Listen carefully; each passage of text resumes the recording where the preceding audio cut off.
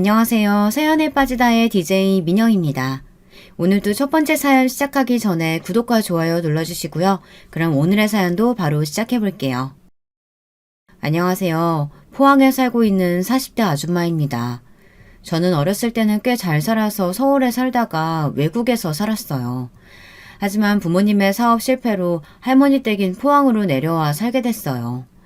포항에서 회사 생활을 하게 되고 거기서 남편을 만나 결혼을 하게 됐습니다. 시댁살이가 이렇게 힘든 줄은 몰랐습니다. 물론 시부모님들은 시간이 지나고 나니 괜찮아졌어요.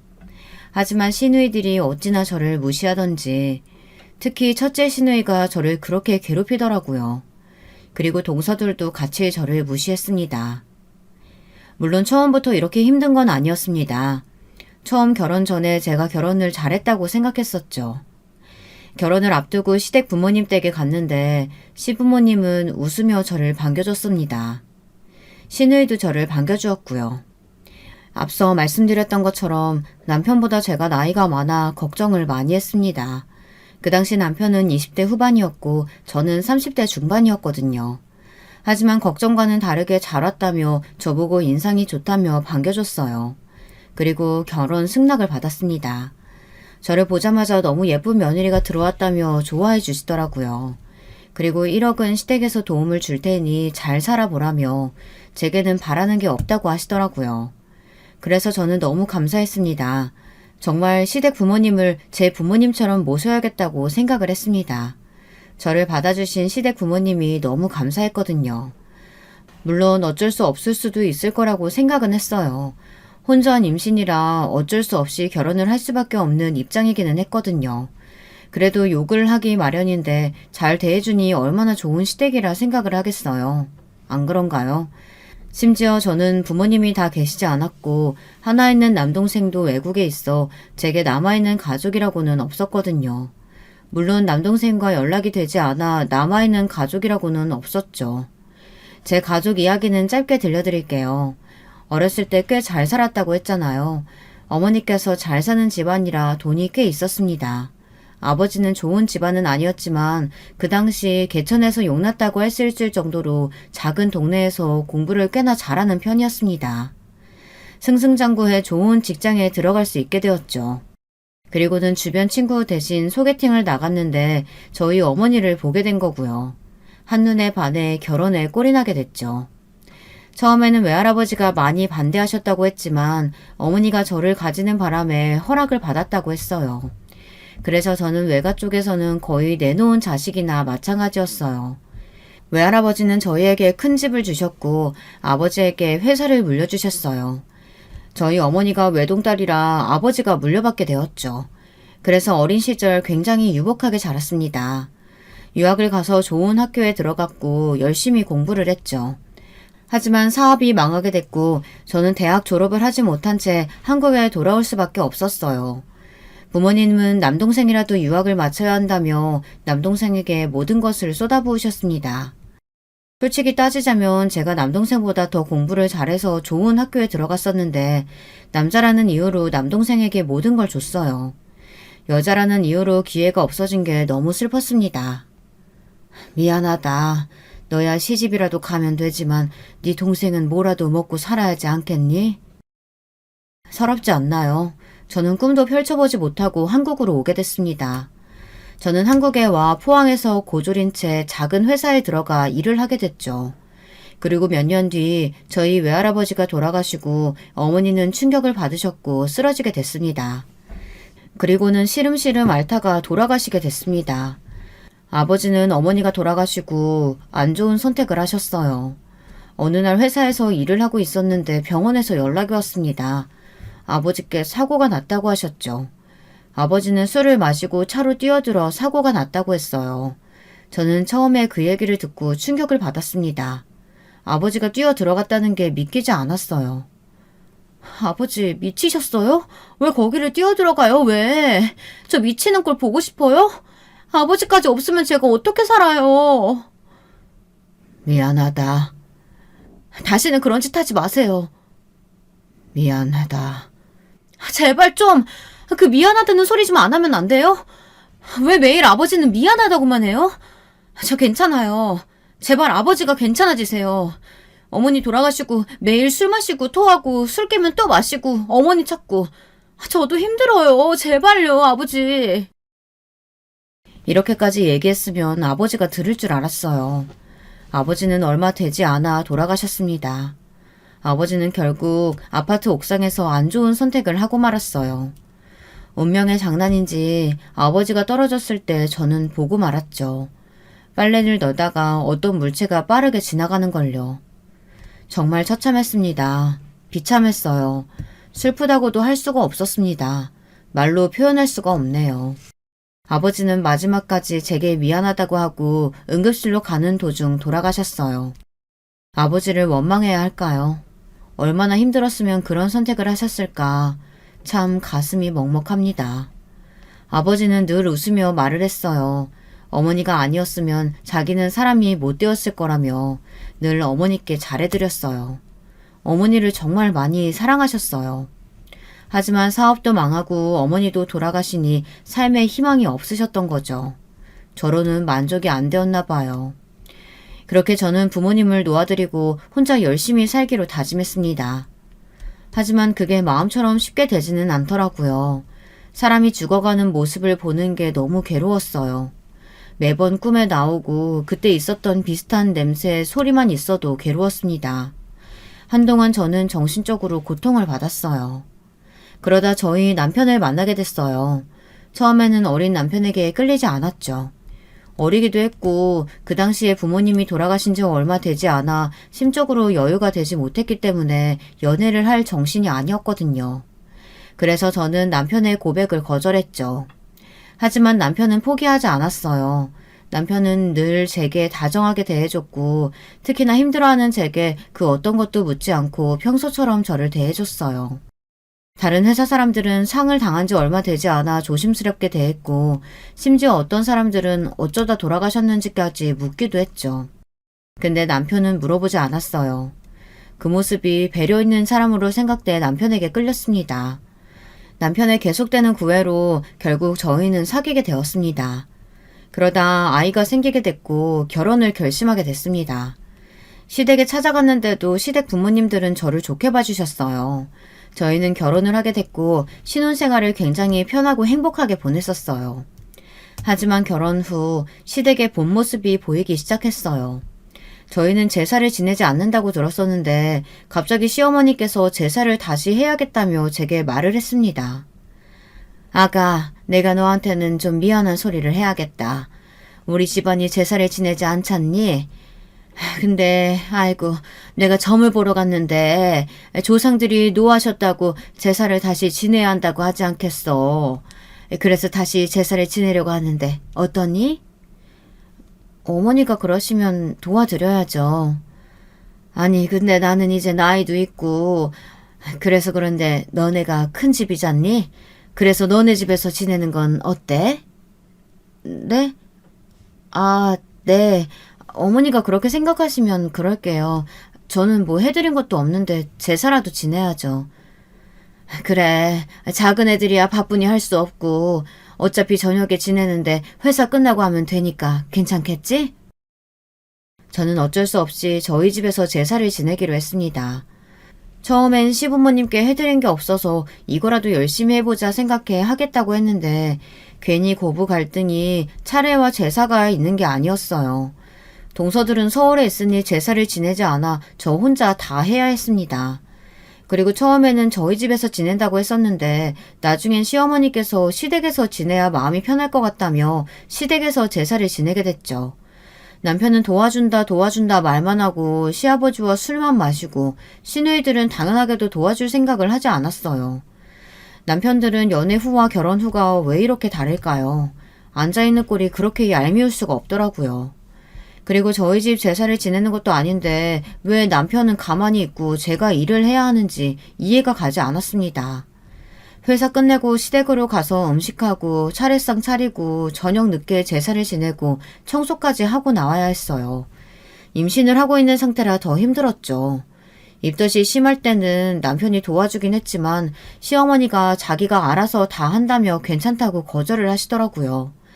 그렇다고 시어머니가 도와주는 건 아니었습니다. 물론 시어머니도 일을 안 하는 건 아니었지만 끙끙 앓는 소리를 내시면서 힘들다고 말을 하는데 어쩌겠어요. 쉬라고 해야죠. 이상하게도 제가 몸이 정말 좋지 못할 때는 시어머니가 다 알아서 하고 시누이들도 도와주던데 제가 몸이 좀만 괜찮아도 힘들다며 알아 누우셨고 시누이들도 일하고 와서 힘들다며 쉬었어요. 하지만 제사보다 더 참을 수 없었던 건 제게 눈치를 주는 거였어요. 명절날 동서가 시부모님께 용돈을 많이 줬나 봐요. 저희 부부도 드리기는 했지만 작은 회사에서 얼마나 받겠어요. 동선에는 다들 대기업에 다니고 있어 저희보다 벌이가 넉넉해서 더 많이 드릴 수밖에 없었죠. 근데 시아버지가 시어머니께 저에 대한 이야기를 하더라고요. 며느리에게 아무것도 필요 없다고는 했지만 며느리라고 다 똑같은 건 아니지. 다 그렇게 얘기해도 이것저것 다 알아서들 하던데 큰 며느리가 돼서는 필요 없다고 하니 정말 달랑 몸 하나만 와가지고는. 아휴, 어찌 큰 며느리가 작은 며느리들보다 못할꼬. 시아버지는 제게 직접 말을 하지는 않았지만 저에게 들으라는 식으로 말을 했어요. 시어머니도 거기서 한마디를 하더라고요. 물론 제가 듣는다고 말은 하기는 했지만 속상하더라고요. 또 심지어 그때는 시누이들과 아주버님 동서들이 듣고 있었어요. 저는 부끄러워서 화장실로 도망갔고 조용히 눈물을 훔쳤습니다. 남편은 잠시 담배를 핀다고 나가 있어 그 상황을 알지 못해 있었던 일을 남편에게 말했고 남편은 시아버지 성격이 원래 좀 그렇다며 어쩔 수 없다고 조금만 참으라고 말했습니다. 그 다음날 시누이에게 전화가 왔어요. 네, 형님, 무슨 일이세요? 올케, 잘 지내지? 아니, 아버지가 괜히 그런 소리 하셔서 올케 신경 쓸까봐 전화했지. 저는 처음에 시누이의 말을 듣고 괜히 고마웠습니다. 저를 걱정해서 전화를 주니 고맙더라고요. 근데 올케, 그래도 그렇지 아버지가 그런 소리 했다고 그런 식으로 보는 건 좀 아니라고 생각하는데. 네? 그게 무슨 소리예요? 제가 그런 식으로 보다뇨. 아니, 제사하고 나서부터 어머니랑 아버지 막 안 좋게 보는 것 같더라고. 인상도 매일 찌푸리고 있고 가끔은 째려보는 것 같기도 하고. 올케 진짜 그러는 거 아니다? 죄송해요, 형님. 제가 너무 힘들어서 그랬나 봐요. 절대 어머님, 아버님께 그런 거 아니에요. 아니 뭐 내가 좀 너무 예민한가 생각해서 언니한테 물어봤더니 언니도 그렇게 느끼고 있더라고. 뭐 아니라고 하면 다행이긴 한데 좀 조심해줘. 시누이는 제가 늘 인상을 찌푸리고 있다고 그러더라고요. 임신을 해서 몸이 피곤해 저도 모르게 인상을 찌푸리고 있었는지 저는 아니라고 해명을 했어요. 뭐 제가 저도 모르게 그런 표정을 했을지도 모르니 오해를 할 만하다고 생각을 했지만 억울하더라고요. 하지만 저는 괜히 또 욕을 먹기 싫어 죄송하다고 말했어요. 시누이는 떨떠름한 목소리로 앞으로 조심해달라고 말했죠. 제 인상이 그리 부드러운 편은 아니지만 누군가에게 그런 말을 들을 정도는 아니거든요. 그리고 시누이들끼리 제 얘기를 했다는 게 기분이 나쁘기도 했고 너무 속상해 그날 중학교 친구에게 있었던 일을 말했어요. 친구는 당연히 미친 거 아니냐며 임신한 사람이 제사를 지내고 있는데 당연히 힘든 거 아니냐고 화를 내줬습니다. 그리고 그것도 웃기다. 아니 자기네들이 아무것도 안 해도 된다고 했으면서 안 하니까 뭐라고 눈치 주는 거야? 그리고 그런 소리를 들었으면 괜찮냐고 물어봐야지. 뭐 째려보긴 뭘 째려봐. 진짜 나 참 웃겨가지고. 왜 제가 이런 대접을 받아야 하나 억울하기도 했지만 결혼 때 아무것도 없이 왔으니 할 말이 없었어요. 동서들한테는 그러지 않는 이유가 잘 살고 학벌도 좋아서 그런 건가 괜히 제 자신이 못나 보이더라고요. 이런 생각이 한번 들기 시작하니 계속 들더라고요. 신우와 있었던 이야기를 할까 말까 고민을 했었지만 남편이 수고했다고 안아주는 게 아니겠어요. 평소에 안아주지도 않았는데 그날은 제가 너무 힘들어 보였나 봐요. 저는 순간 울컥해서 모든 사실을 남편에게 말했습니다. 저희 남편이 성질이 있는 편이라 듣자마자 신우에게 전화를 했어요. 저는 괜히 제게 불똥이 튀는 게 아닌가 생각을 했었는데 그래도 무례했다는 걸 알 건 알아야 한다고 생각해 가만히 있었어요. 그 뒤 역시나 시누이는 그날 일에 대해 얘기를 했습니다. 아니 올케는 좋겠어? 내 동생이 그렇게 잘해주니 얼마나 든든해? 아니 글쎄 내가 저번에 그냥 좀 그래서 올케한테 뭐 좀 말했는데 그걸 듣고는 얘가 어찌나 나한테 뭐라고 하던지. 나 진짜 서러웠다. 제가 성질이 좀 더러워? 지 마누라 건드렸다고 나한테 어찌나 화를 내던지. 올케는 좋겠어. 신우는 저를 칭찬하는 척 돌려서 말했어요. 근데 올케는 학교 어디 나왔어? 아니 작은 올케들은 다 서울대 나왔는데 올케만 못 들어서. 근데 갑자기 신우이가 제게 학벌을 물어보는 게 아니겠어요? 형님, 왜 말을 못해요? 고졸은 아니시죠? 아, 저 대학은 자퇴했어요. 아니, 그럼 고졸이야? 신우이와 동서들은 놀라며 저를 바라봤어요. 저는 또 이걸로 말이 나오겠구나 생각을 했어요. 저 빼고 신우와 동서들은 꽤 친한 편이에요. 신우와 동서들은 모든 이야기를 공유하는 것 같았습니다. 제가 무슨 말을 하던 시어머니와 무슨 일이 있던 동서들은 다 알더라고요. 분명히 저 빼고 단톡방에 있는 것 같았는데 괜히 물어보기도 그래서 그냥 잠자코 있었어요. 근데 이제 제가 고졸이라고 얘기를 했으니 얼마나 또 말이 나올까요? 시누이들도 그리 좋은 학벌은 아닐 텐데 제가 고졸이라고 하니 이때다 싶어 이야깃거리를 만든 것 같더라고요. 아, 그렇죠. 대학은 자퇴했으니까 고졸이 맞죠. 어머, 저 고졸 처음 봐요. 그러게. 아니, 내 또래들은 다 대학 나왔는데 올케 고졸은 좀 그렇다. 그러게요. 그래도 다들 아무 대학이라도 가는데 고졸은 좀 힘들겠어요, 형님. 신우이와 동서는 고졸을 처음 본다며 저를 무시했습니다. 순간 제가 다닌 학교를 말하고 싶었지만 저의 과거를 말하고 싶지는 않아서 참았죠. 그날 저는 너무 수치스러워서 펑펑 울었어요. 어디서 이렇게 대접받는 건 처음이었고 부모님이 살아계셨다면 달랐을까, 사업에 실패하지 않았다면 어땠을까 많은 생각이 들었죠. 스트레스를 받아서 그런가 저는 몸이 너무 안 좋아져 더는 회사에 다닐 수가 없게 됐어요. 시어머니는 그래도 일은 다녀야 하지 않겠느냐며 일단 버텨보라고 말을 하더라고요. 저도 버틸 수 있다면 끝까지 버티고 싶었지만 뭔가 모르게 마음이 떠나서 버티고 싶다는 마음보다는 그만두고 싶다는 마음이 더 커졌죠. 시어머니는 제게 유난 떤다고 말했어요. 제가 그렇게 말도 안 될 짓을 했나요? 동서들도 임신하고 다 잘만 다녔는데 저는 작은 회사 하나 못 참고 그만두겠다고 얘기를 한다며 유난이라며 제게 말을 하더라고요. 너무하지 않나요?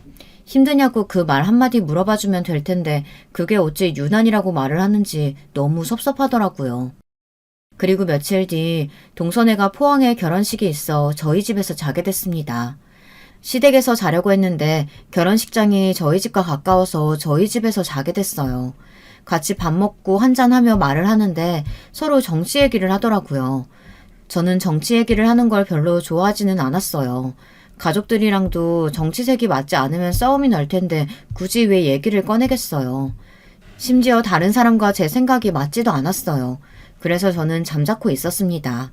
그때 동서가 그만 이야기하자고 했어요. 형님, 괜히 저희가 어려운 얘기 한 건 아니죠? 아이고, 제가 형수님 모르는 얘기를 꺼냈나요? 죄송합니다. 저 빼고 셋은 다 취해서 혀가 꼬인 채로 제게 말을 했어요. 아니야, 마누라 정치 잘 알아. 에이, 자기 부인이라고 그렇게 또 감싼다. 고졸이 이런 얘기 어떻게 해요? 요즘 사람들 보니까 뭐 고졸이면 뭐 일하느라 정치도 잘 모르고 일만 하던데. 그냥 사람들이 하는 얘기만 알지 잘 모르더라고요. 그래? 우리 마누라 잘 모르나? 그럼 이때껏 사람들이 말한 것만 듣고 나한테 그런 말 했어? 저는 동서보다 남편이 더 얄미웠습니다. 거기서 맞장구를 칠 게 아니라 아니라고 해야 하는 거 아닌가요? 남편은 취해서 저에게 무식하다고 막 웃으며 얘기를 하고 동서도 웃으며 그렇게 말하는 거 아니라며 자기는 그런 말 한 적 없다고 발을 빼는 게 아니겠어요. 정말 여우 같지 않나요?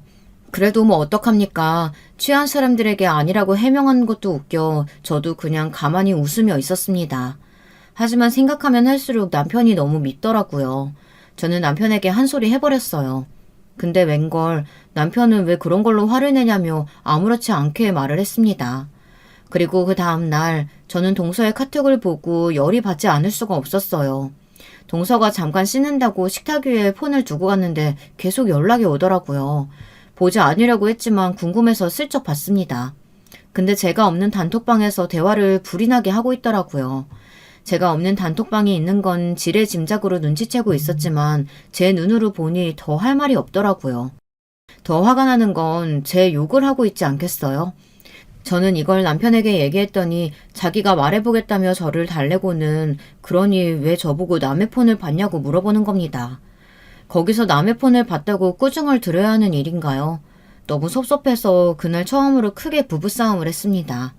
남편은 제가 이해가 안 되고 저는 남편이 이해가 안 되고 저희는 일주일 동안 이야기를 하지 않았어요. 그 사이에 저는 일하는 게 점점 힘들어져 그만뒀습니다. 남편에게는 말은 안 했지만 회사 안에서도 제가 고졸이라 조금 무시를 당하는 경우가 종종 있었거든요. 하지만 새로운 시작을 하기에는 무서워 참고 다녔는데 동서들의 무시와 시부모의 무시로 저는 터질 대로 터져버렸어요. 그래서 미련 없이 회사를 그만둘 수 있었어요. 그날 시어머니께 전화가 왔었죠. 회사를 그만뒀다고? 네, 어머니. 곧 출산도 하고 이제는 제가 하고 싶었던 일을 해보려고요. 아니, 애들 뒷바라지하고 남편 뒷바라지해도 부족한데 하고 싶은 일을 한다고 일을 때려치우니? 시어머니는 저에게 소리쳤고 저는 묵묵히 시어머니의 잔소리를 들을 수밖에 없었어요. 저는 예전부터 제 회사를 가는 게 목표였는데 뭐라도 제 힘으로 할 수 있는 일이 있었으면 좋겠다고 생각했거든요. 뭐가 좋을까 생각을 하다가 요식업 쪽으로 일을 하고 싶어 작은 식당을 열게 됐어요. 출산을 하고 몸이 좀 괜찮아지고 나서 바로 저는 식당을 차렸죠. 목표는 크게 사업을 열어서 밀키트를 만들어 판매하는 것이 제 목표였어요. 근데 웬걸 승승장구해서 제 사업이 크게 성공을 하고 말았죠. 밀키트까지는 판매하지 못했어요. 하지만 맛집으로 소문이 나서 더 크게 성장하게 됐습니다. 성공을 하니 시어머니도 저에 대한 태도가 달라졌어요. 물론 여전한 건 시누이와 동서들이긴 했지만요. 왜 이렇게 저를 못 잡아먹어서 안달일까요? 근데 정말 어처구니가 없는 사건이 일어나고 말았어요. 첫째 시누이가 이혼을 당하고 만 것입니다. 첫째 시누이가 늘 집안일도 안 해 매일 잔소리만 해 아주버님을 힘들게 하고 있다는 건 알고 있었지만 이혼을 할 정도는 아니라고 생각했거든요. 근데 훨씬 더 심했나 봅니다. 아주버님은 참지 못하고 이혼을 선언했고 결국 시누이는 이혼을 당하고 말았죠. 듣고 걱정보다는 통쾌했습니다. 성격이 그 모양이니 이혼을 당했을 거라 당연히 생각했고 이혼 당한 걸 창피하게 생각한다면 저를 무시하지도 못할 거라고 생각했어요. 하지만 역시 이상한 사람은 자기가 뭐가 문제인지 모르나 봅니다. 시누이는 여전히 저를 무시하고 잔소리를 했어요. 아니, 더 심해졌습니다. 이혼을 당하고 시누이는 시댁에서 지냈죠. 그리고 무슨 바람이 들었는지 갑자기 회사를 그만두고 쇼핑몰을 차리겠다고 막 사업을 시작하더라고요. 하지만 이내 곧 안 된다고 생각했는지 그만뒀죠. 시부모님은 그런 신우가 답답했는지 나가 살라며 소리쳤고 집에서 쫓겨나게 생겼었죠. 그러자 시누이는 저희 집에서 잠깐 지내겠다고 하지 않겠어요? 잠깐만 내가 지낼게. 지금이야 할 일이 없고 엄마도 아빠도 나를 이렇게 한심하게 보지만 나 곧 성공해서 나갈 거야. 무슨 말도 안 되는 소리라는 거야. 누나가 왜 우리 집에서 지내? 안 돼. 다행히 남편이 안 된다고 말해주더라고요. 하지만 시어머니가 제게 부탁을 하더라고요. 그래, 요즘 장사는 잘 되고 있고? 네, 어머니, 무슨 일이세요? 아니, 다른 게 아니고, 우리 정이가 좀 애가 자존심이 세서 어디 가서 일을 잘 못해. 야, 근데 여기서 계속 지내면 우리가 다 해주니 일은 안 할 것 같고, 잠깐이라도 니네 집이라도 지내면 안 되나 싶어서. 안 그래도 형님이 저희한테 부탁을 했는데 남편이 거절을 해서요. 저는 남편이 거절을 안 했다면 저희 집에 살 거라는 생각만 해도 끔찍했습니다. 분명히 같이 살면 모든 일들을 동서들에게도 이야기할 거고 제 얘기를 안주거리가 되고 말 거니까요. 아니면 혹시 니네 가게에 사람은 안 필요하니? 가게라도 좀 일을 하게 하면 안 될까? 알겠어요. 우선 형님하고 잘 얘기해 볼게요. 신우는 시어머니의 부탁으로 저희 가게에서 일을 하게 됐습니다. 안 할 줄 알았는데 자기도 일을 안 하니 눈치가 보였나 봐요. 바로 하겠다고 했죠. 하지만 신우는 역시 일머리가 없었어요. 서빙도 요리도 응대도 뭐 하나 제대로 할 줄 아는 게 없었죠. 하지만 시어머니의 부탁이니 그냥 자를 수도 없었어요. 그래도 신우이는 조금씩 적응을 해나갔습니다. 하지만 제 버릇해 못 준다고 신우의 성격은 여전했어요. 회식날 신우는 직원들에게 무례하게 대했죠. 아니 근데 다들 학교는 어디 나왔어? 포항이면 다 알 텐데. 신우의 속셈은 뻔했어요. 제 학벌을 이야기하고 싶어서 그런 이야기를 꺼낸 거였죠. 직원들은 서로 자기가 나온 학교 이야기를 했답니다. 근데 왜 대학은 얘기 안 할까? 왜? 다들 그럼 고등학교까지만 졸업하고 못 나왔어? 제가 있는 직원들은 거의 고졸이었어요. 저처럼 사정이 있어서 대학을 못 나온 사람이거나 생계 때문에 어쩔 수 없이 어렸을 때부터 일하는 사람이 많았죠. 사장이 고졸이라 어쩔 수가 없나? 얘가 또 고졸이라고 대졸 사람 쓰기는 그랬나 봐요. 어머, 난 이렇게 고졸인 사람이 많이 있는 것도 처음 보네. 내가 제일 높은 학력이야. 그래요. 신우가 제일 높은 학력이 되었죠. 그럼 뭐합니까? 일머리는 제일 없는데. 회사를 다녔어도 분명 신우는 욕을 많이 먹었을 거라고 생각이 들 정도로 일머리가 없었어요. 그냥 딱 보면 일을 어떻게 하는지 알잖아요. 아, 그래요? 대졸은 뭐 학력만 좋은가? 일 배우는 건 다른가 보죠? 뭐? 그게 무슨 말이에요? 아니, 그렇게 대졸대졸 거리는데 뭐 자랑하고 싶은가 본데 일은 잘 못하니까. 나 참 어이가 없어서. 아니, 제가 이런 일은 처음이고 그러니까 그러는 거죠. 틀린 말은 아니었어요. 회사 일과 장사는 다르니까요. 하지만 일 처리를 어떻게 하느냐는 보이니 제가 일머리가 없다고 했죠. 주방에서 일하는 직원들은 회사 일도 해본 사람들이라 더 잘 알았던 거고 참지 못하고 저 대신 말을 해준 거였죠. 속이 다 시원했습니다. 그리고 시아버지 생신 때 저는 용돈을 두둑히 드릴 수 있게 됐죠. 시부모님은 고맙다며 그 전과 다르게 앉아서 과일이라도 먹으라고 했어요. 시누이 애들에게 모든 것을 다 시켰죠. 저는 눈치가 보여 돕긴 도왔습니다. 그리고 작은 방에 들어가 TV를 보고 쉬고 있는데 동서가 들어오는 거예요. 그리고는 신우도 들어와 같이 쉬었습니다. 그때 동서가 저희 직원 이야기를 꺼내는 게 아니겠어요? 형님은 직원들 학력은 다 안 보시는 거예요? 아니 얘기 들었는데 학력은 안 보는 것 같다고 말씀드려서 좀 신기하더라고요. 장사하는 사람들은 다 그런가? 신우가 또 동서에게 얘기를 한 거죠. 저를 무시하는 건 참을 수 있겠는데 직원들까지 무시하니 참을 수가 없더라고요. 동서, 학력도 물론 중요하지만 사람 됨됨이가 가장 중요하지 않겠어? 그리고 나 봐봐. 나 고졸인데도 성공해서 살고 있잖아.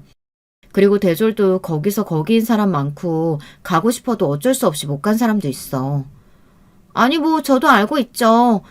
제가 뭐 뭐라고 한 것도 아닌데 왜 화를 내세요? 동서는 제가 이렇게 말한 건 처음이라 당황하는 눈치였습니다. 그 이후로는 아무 말도 못하더라고요. 어느 날 한 직원이 제게 물었어요. 사장님은 어떻게 이렇게 장사를 잘하세요? 어릴 때부터 장사를 좀 하셨어요? 아니, 그냥 부모님이 사업을 좀 하셨어. 음식관에서 좀 크게 하셨는데 그걸 보고 자라서 그런가. 어떻게 장사를 해야 하는지 보이더라고. 아, 그래요?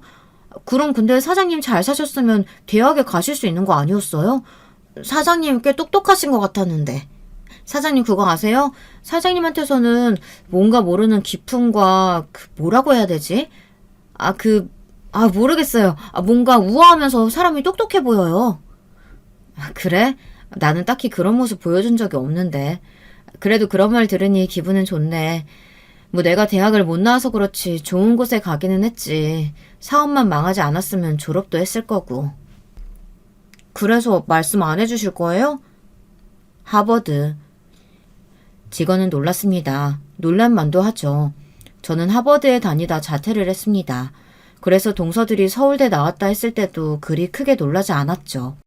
그리고 제가 좋은 학교를 가기는 했지만 산전수전 다 겪으며 주변에 있는 사람들을 보니 학력이 중요해도 사람 인성이 가장 중요하다고 생각을 해왔기 때문에 고졸이라 무시를 당해도 제 과거는 말하지 않았던 거예요.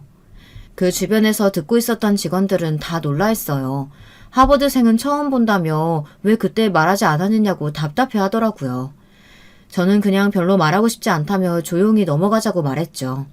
제가 하버드를 다녔다는 사실은 남편도 모르니까요.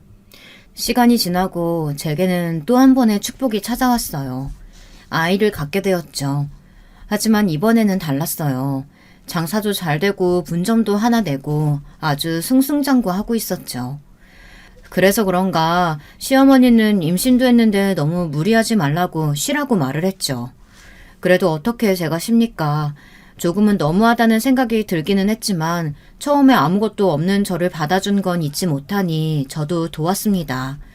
시아버지도 예전에 했던 말이 미안했는지 과일이나 맛있는 음식들을 제 앞에 두고 먹으라고 했어요. 시누이는 입이 대빨 나와서는 투덜투덜 거리며 제사를 지냈어요. 들은 것처럼 시부모님은 더는 저를 건드리지 않았어요. 제가 성공했으니 얼마나 다행인가요. 아니었으면 그대로 저는 시댁살이를 할 수밖에 없었을 겁니다. 하지만 시부모님이 저를 예뻐할수록 시누이는 저를 더 미워했어요. 시누이가 저를 미워할수록 동서들은 저를 무시하기 바빴고요.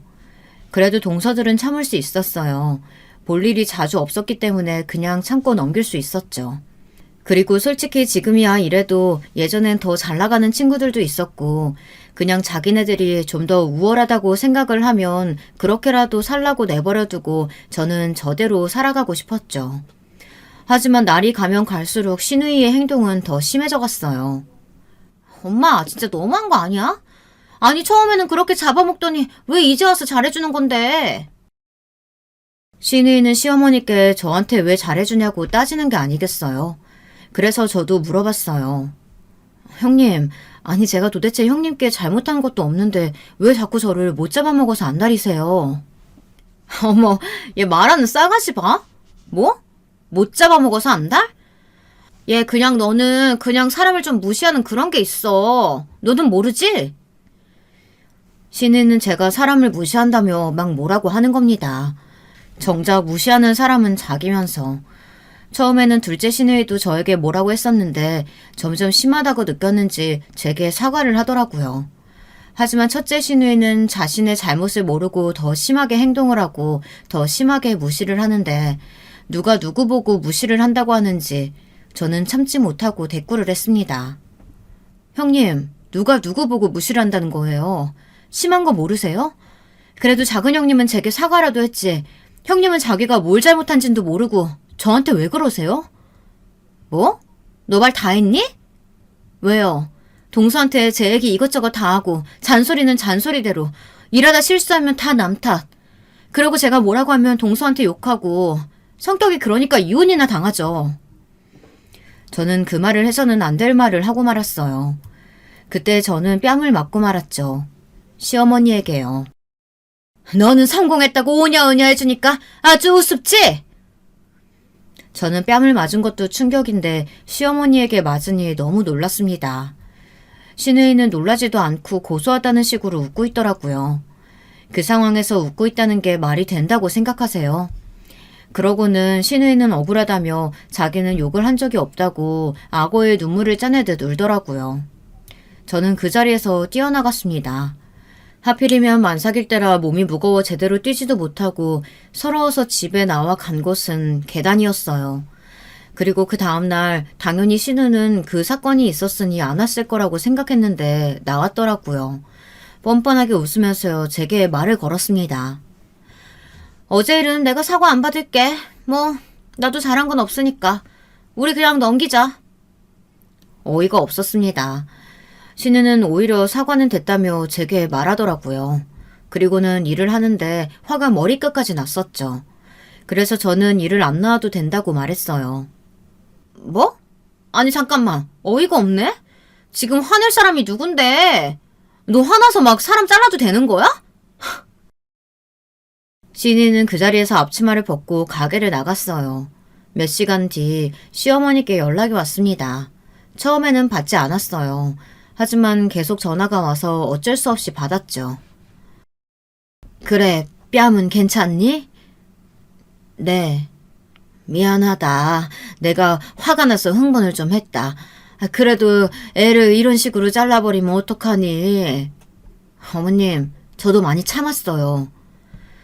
시어머니는 아무 말도 하지 않으시다 한마디 꺼냈어요. 그래도 참아야지. 저는 더는 할 말이 없어 끊었습니다. 참아야지. 그래도 참아야지가 맞다고 보시나요? 제가 더 얼마나 참아야 할까요? 저는 남편에게 이 사실을 다 말했어요. 남편도 어느 정도 짐작은 하고 있더라고요. 뺨이 부어서 왔는데 당연히 이상하다고 생각했겠죠. 하지만 제가 말할 때까지 기다렸고 제가 모든 사실을 말하자 남편은 바로 시댁으로 갔어요. 당연히 저는 가지 않았고요. 남편이 뭐라고 했는지는 모르겠지만 그 이후로 신우이에게 연락이 왔습니다. 네, 형님. 올케, 내가 미안. 잘못했어. 신우이는 억지로 사과하는 것 같아 보였지만 저는 사과를 받았어요. 그리고는 신우가 일 나가면 안 되느냐고 물어보더라고요. 아마도 일이 아니었음 사과는 하지 않았겠죠. 저는 고민을 많이 했어요. 그래도 같이 일을 해야 할지 아니면 잘라야 할지. 그래도 시어머니의 부탁이었으니 들어주기로 했습니다.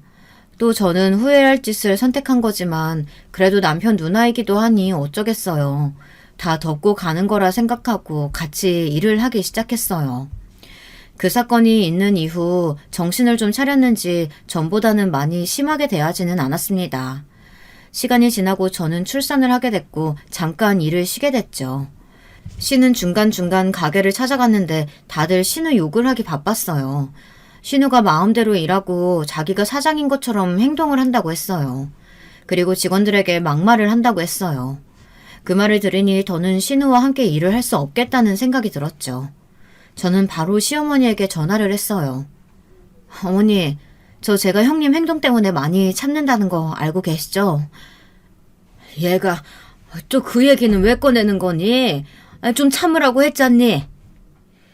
저는 시어머니께 그간 있었던 일과 직원들에게 하는 행동들을 하나하나 다 말했어요. 시어머니도 이건 아니라고 생각했는지 말을 하지 못했어요. 이제 더는 참아주기 힘들 것 같아요. 처음부터 직원들이 같이 일하기 힘들다고 얘기했는데도 어머니 부탁으로 형님 일할 수 있는 거였는데 아직까지도 그러는 거 보면 앞으로도 쭉 이렇게 지낼 것 같다는 생각이 드네요. 그래서 형님한테 먼저 말하기 전에 어머님께 연락드리는 거예요. 이제는 참기 힘들 것 같아서요. 결국 신우이는 잘리게 됐고 시어머니도 더는 말씀이 없으셨죠. 덕분에 직원들도 활기가 넘쳐 일도 더 열심히 하게 됐습니다. 그런 직원들을 보면 괜히 신우이와 함께 일하게 해서 스트레스를 받게 했나 좀 미안하기도 했습니다. 그리고 얼마 안 가 신우이 생일이었는데 신우이가 본점 식당에서 밥을 먹자고 하는 게 아니겠어요. 또 얼마나 진상짓을 할까 걱정했지만 시부모님과 남편은 좋다고 말했죠. 보통은 신우 생일까지 챙기지는 않는데 신우가 제가 얄미웠나 봅니다. 신우 생일을 축하하는 날이 되었습니다. 신우 생일은 평일인데 신우가 동서들과도 같이 먹고 싶다고 해서 주말에 다 같이 축하를 하기로 했죠. 저는 동서들까지 부를 줄은 몰랐어요. 얼마나 저를 씹고 다녔을까요? 생각만 해도 지긋지긋했습니다. 또 저를 얼마나 무시할까요? 신우이와 동서는 역시나 가까이 앉아 자기들끼리 히히낙낙 웃으며 얘기를 하고 있었어요. 그나마 양심이 있는 둘째 신우이는 말하지 않았지만 첫째와 동서들은 쏙닥쏙닥 자기네들끼리 뭔가를 얘기하더라고요. 그때 동서가 제게 말을 걸었어요. 형님, 근데 형님도 이제 사장인데 학점은행제라도 들어서 대학 졸업장은 따야 하는 거 아니에요? 사업에 성공하면 그래도 사람들이 이것저것 물어볼 텐데 대학이라도 나왔다고 말해야 되지 않겠어요? 아니, 성공한 것 자체가 대단한 거지. 재수씨 말 되게 이상하게 한다. 아유, 뭘 또 그렇게 말하니? 올케가 큰올케 걱정해서 말하는 건데. 얘들은 무슨 이런 날에도 싸우려고 해. 밥이나 먹자. 시어머니의 말 한마디에 정리가 됐죠. 직원들은 제 가족이 와서 그런지 바짝 긴장을 했더라고요. 좋게 보여야 한다며 직원들은 저희 시댁 식구들에게 친절히 대해줬죠. 그런데 신우와 동서의 태도가 그렇게 좋게 보이지는 않더라고요. 예의 없게 행동하는 건 아니지만 그렇다고 친절하게 대하는 것도 아니었어요. 퉁명스럽게 대한다고 해야 하나? 좀 무시하는 것 같았어요. 그걸 남편도 느꼈는지 남편이 한 소리 하더라고요. 재수씨, 말이 왜 그래? 아니, 재수씨, 오늘 좀 까칠하다. 이상하네. 너는 왜 자꾸 괴롭히고 있어? 조용히 밥이나 먹어. 시어머니는 동서를 감싸고 있어서 남편도 더는 말을 못했어요. 근데 그때 누군가 저에게 말을 거는 거 아니겠어요? 고등학교 때 친구가 있는 거예요. 어머, 너 희수 맞지? 친구는 저를 알아보고 반갑게 말을 걸었어요. 저도 반갑기는 했지만 여기서 고등학교 친구를 볼 줄은 몰랐었죠. 괜히 불편하기는 했지만 저도 반갑게 인사를 해줬어요. 안녕. 오랜만이다. 어떻게 여기서 본대? 한국엔 아예 들어온 거야? 신기하다, 얘. 친구는 잠깐 한국 여행을 하러 왔다고 했어요. 친구 남편이 저희 가게 음식을 꼭 먹어보고 싶다고 해서 여기까지 오게 된 거죠. 안녕하세요. 근데 여기 사장님 아니세요? 친구 남편은 저를 어떻게 알아봤는지 저를 알고 있더라고요. 네. 어떻게 아셨어요? 얘도 모를 텐데. 친구가 여기에 왔었는데 맛있다면서 사장님이랑 찍은 사진을 보여줬었어요. 혹시 기억나세요? 그 갈색 곱슬머리에 키 엄청 큰 외국인이 사진 찍자고 한 적 없으세요? 기억이 안 날 수가 없었어요. 예전에 한번 외국인이 너무 맛있다며 제게 감동을 받았다고 하고 사진을 같이 찍자고 했었거든요. 근데 그게 친구 남편의 친구라니 참 인연이라는 게 어떻게 만날지 모르겠더라고요. 그리고 그때 직원들이 저보고 영어 쓰는 거 처음 본다면서 영어 엄청 잘한다고 다들 저를 보며 대단하다고 치켜 세워줬는데 당연한 일이 그때는 얼마나 제 자존감을 높여주던지 그날 일은 잊을 수가 없었죠. 근데 그때 신우이가 제 친구한테 말을 걸었어요. 안녕하세요. 저희 올케 잘 아시나 봐요? 저희 올케 친구? 네, 안녕하세요. 고등학교 친구예요. 어머, 형님 학교 다닐 때 어땠어요? 무슨 고등학교 나오셨대? 뭐, 어디 여상? 네? 아, 그 친구는 저희 집이 망한 걸 알고 있었기 때문에 말을 함부로 하지 않았어요. 여상이라고 듣자마자 저를 쳐다보더라고요. 저는 친구를 보며 말하지 말라고 고개를 저었고 친구는 바쁘다면서 그냥 갔어요. 아니 왜 말을 하다가 말아? 뭐 좀 부끄러운가? 괜찮은데. 여기 뭐 학벌이 중요한 것도 아니고 안 그래? 아니 그래도 학벌이 중요하기는 하죠. 요즘 세상에 대학 안 나온 사람이 어딨다고. 그런가? 자기는 서울대 출신이라 그래. 솔직히 거기서 거기인 대학 나온 사람도 많잖아. 그래도 뭐 고졸보다는 나은가? 아무래도 그렇죠. 솔직하게 말하면 저는 고졸은 무식해서 사람 취급도 안 하고 싶어요. 신우와 동서들은 저를 보며 말을 하기 시작했어요. 저는 포기했죠. 어디 한번 더 얘기해봐라. 도 닦는 기분으로 모든 말을 흘려들었습니다. 하지만 남편은 참지 못하고 책상을 내리치며 신우와 동서들에게 말했습니다. 가만히 듣자 하니까 아니 왜 자꾸 우리 마누라 건들면서 살살 긁어내는 거야? 왜? 예쁘고 참하니까 질투나서 그런 건가? 내가 몰라서 가만히 있는 줄 알았어? 여보 왜 그래? 사람들 다 쳐다봐. 그만해. 여기 내 가게야. 창피하게 굴지 마. 그때 누군가가 박장대소를 하며 저에게 말을 걸었어요. 저는 누가 이렇게 크게 웃으며 말을 하나 봤더니 저희 직원이었더라고요. 사장님, 이번에 하버드 동문회 가시죠? 동문회는 아닌가? 그때 동서들의 표정이 점점 굳기 시작했어요. 남편도 놀라 저를 쳐다봤고요. 당신 하버드 동문회라니? 아니 하버드라니 그게 무슨 소리야? 아니 동문회는 아니고 그게 하버드는 모르셨어요? 사장님 하버드에서 공부하셨잖아요. 모르셨구나.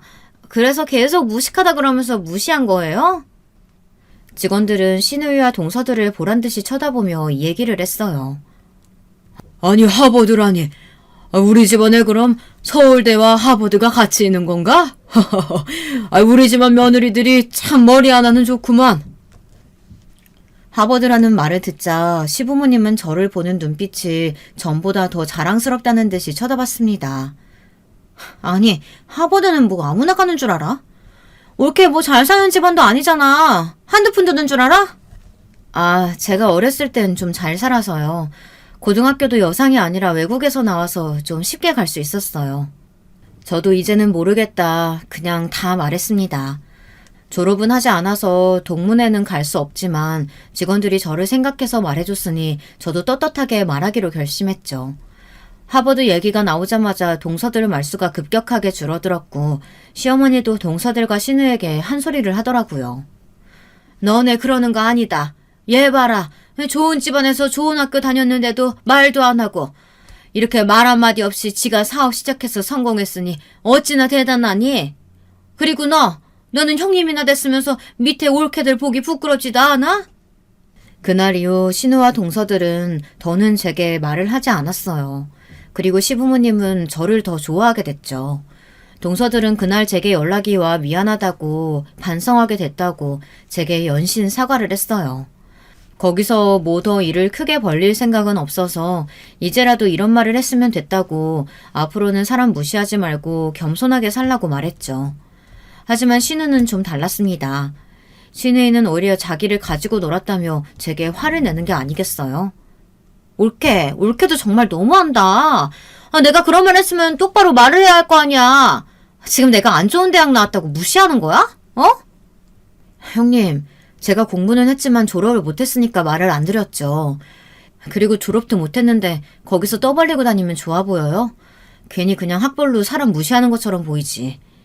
제가 그걸 당했는데 안 좋은 대학 나왔다고 무시를 하겠어요? 몰라. 나 너 때문에 정신적으로 너무 안 좋아졌어. 책임져. 신우이는 말도 안 되는 말을 하기 시작했죠. 저 때문에 정신적으로 힘들어서 잠을 잘 수 없다나, 무시를 당한 것 같아서 어디 가서 이제 말도 제대로 못하겠다나 뭐라나. 저는 참지 못하고 시댁으로 찾아가 시부모님께 모든 사실을 말했어요. 시부모님은 신우이의 등짝을 때리며 정신 차리라고 말했죠. 아휴, 이년아, 너 언제 정신 차릴래?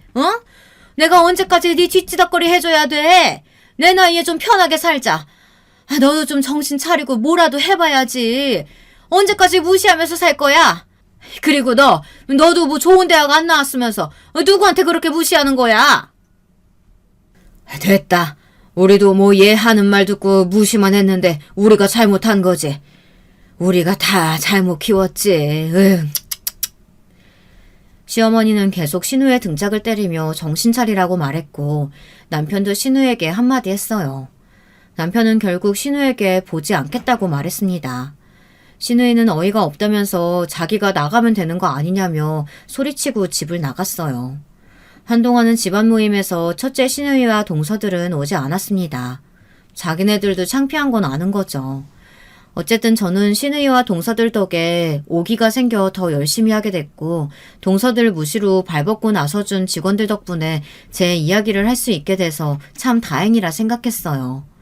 남편은 왜 자기에게 얘기하지 않았냐며 말했고 저는 가족들 이야기를 할 수 있게 됐습니다. 그리고 또 정말 다행인 건 제 남동생과 연락이 닿았다는 겁니다. 가족 모임 때 만났던 친구 기억하시죠? 그 친구가 제 동생과의 연락을 주고받고 있는데 제 얘기를 했더니 연락이 왔더라고요. 남동생은 저한테 미안해서 연락을 못했다고 말하더라고요. 그리고 저는 할아버지와 부모님 모두 돌아가셨다는 걸 전했어요. 그 말을 듣고 남동생은 바로 한국으로 왔어요. 오랜만에 보는 남동생은 주름이 늘었고 머리가 조금 벗겨졌더라고요. 하지만 어렸을 때 얼굴은 조금 남아있었습니다. 동생을 보자마자 눈물이 났습니다. 그리고 부모님 얘기를 하며 둘은 부둥켜 안고 울었어요. 동생은 부모님께 너무 죄송하다고 했어요. 너무 죄송해서 연락을 못 드렸다고, 성공하면 연락을 해야지 다짐했는데 너무 늦어버렸다고 했죠. 그래도 저는 동생과 연락을 할 수 있다는 게 다행이었습니다. 하나 남은 가족과 연락을 할 수 있는 게 감사했어요. 시부모님께도 사랑을 받고 신우와도 연락을 끊을 수 있게 돼서 참 편하게 살고 있습니다. 동서들이야 이제는 저를 무시하지 않고 저를 보면 깍듯하게 대하더라고요. 그 꼴이 어찌나 웃기던지. 하지만 저도 착하게 굴 생각은 없어져서 윗사람 노릇을 좀 하고 있습니다. 그래도 시부모님은 저를 좋아하셔서 상관이 없었어요. 오히려 좀 더 잡으라고 제게 말을 할 정도니까요. 그래도 제가 이렇게 성공할 수 있었던 건 제 부모님 덕분이죠. 부모님이 늘 겸손하게 살라고 하셨고 아버지는 종종 사업을 알려주면서 장사하는 법을 알려주셔서 제가 지금 이렇게 잘 살 수 있는 거라고 생각합니다. 이 글을 쓰는 날 유독 더 부모님이 보고 싶네요. 마지막으로 부모님께 하고 싶은 말을 끝으로 이 글을 마치겠습니다. 어머니, 아버지, 부디 하늘에서는 평안하게 잘 지내셨으면 좋겠습니다. 저는 이제 남동생과 연락하며 잘 지내고 있어요. 늘 감사한 마음 가지고 살고 있으니 잘 지켜봐 주셨으면 좋겠네요. 사랑해요. 제 글 읽어주셔서 감사합니다. 여러분 모두 행복한 하루 보내세요. 여러분, 두 번째 사연 시작하기 전에 좋아요, 구독 꼭 눌러주실 거죠? 그럼 두 번째 사연 바로 시작합니다.